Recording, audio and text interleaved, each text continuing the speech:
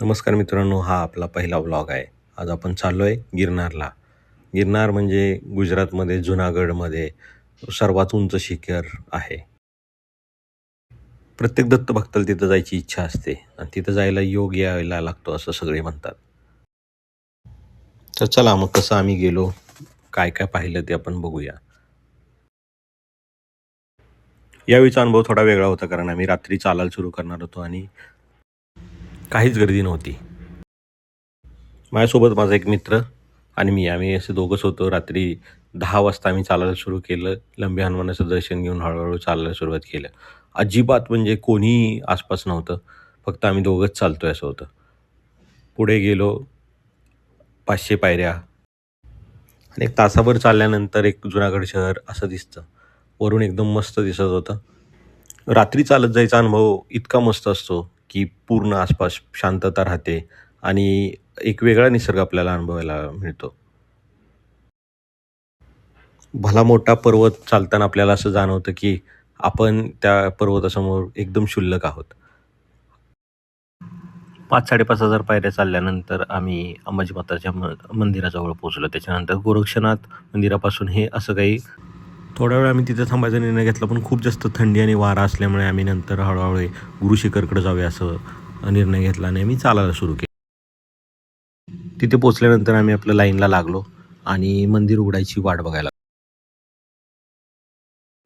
6च्या आसपास मंदिर उघडलं आणि त्याच्यानंतर आम्हाला मस्त आरतीचा अनुभव मिळाला.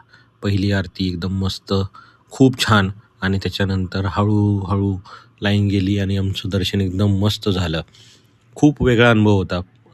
सकाळची आरती पहिल्यांदाच आम्ही अनुभवली. एकदम मन प्रसन्न झालं आणि असा हा सूर्योदय तिथून दिसत होता. दर्शन झालं दर्शन झालं की आम्ही कमंडलू कुंडकडे निघालो. त्याच्यानंतर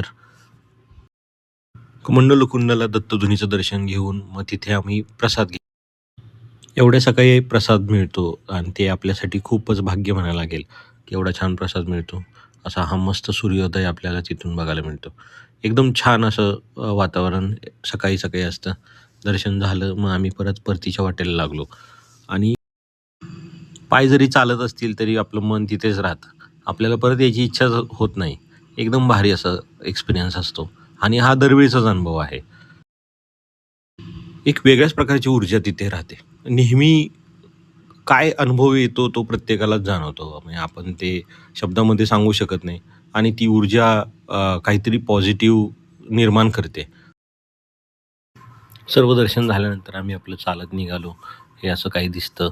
त्याच्यानंतर हा सर्वात माझा आवडता स्पॉट आहे, जिथे दोन्ही साईडनी वारा येतं. हे गुरु शिखर सर्वात उंच पॉईंट आहे आणि हा सूर्योदय बघून मग शेवटी आम्ही जायचा निर्णय घेतला आणि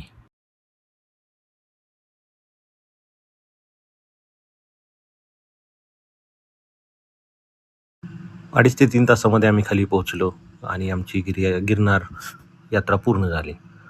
व्हिडिओ आवडल्यास लाईक करा, शेअर करा, सबस्क्राईब करा आणि काही प्रश्न असल्यास तुम्ही मला इन्स्टाला रिप्लाय केला तरी चालेल.